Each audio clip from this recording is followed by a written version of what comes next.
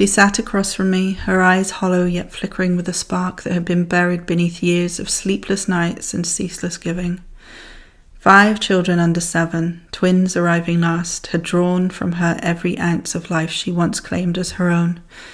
Exhaustion clung to her like a second skin, her loose hip, a physical reminder of how her body, her very existence, had been surrendered the moment she became a mother. "I don't know who I am anymore," she whispered, her voice trembling with a fragility that pierced the air. "I've disappeared beneath all the demands, every cry, every diaper, every meal." Her words hung in the space between us, thick with a truth only another mother could fully grasp. I nodded, a wave of empathy rising within me. Busy wasn't the right word, no. Her life was relentless, chaotic, all-consuming. She hadn't just misplaced herself, she had given away her very identity in small, unnoticed pieces. With every birth, every sleepless night, every sacrifice, she had surrendered the woman she once was. But I knew, even as she sat before me, exhausted and lost, that the woman she thought she had lost was still there, waiting beneath the surface. "Close your eyes," I said softly. "Breathe. What if I bring her through, the woman you were before?"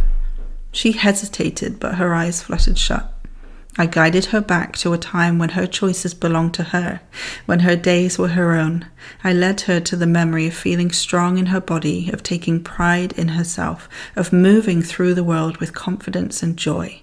The version of her that wasn't defined by giving, but by living. And there she appeared in our minds, her younger self, radiant, alive, untouched by the weight of endless expectations. They stood facing each other, 2 versions of one soul.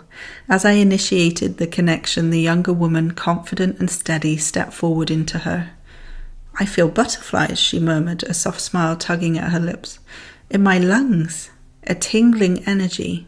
Her voice had shifted, lighter now, with a quiet certainty.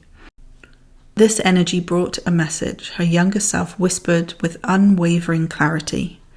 "You must be more selfish," the voice urged. The younger version of her stood firm.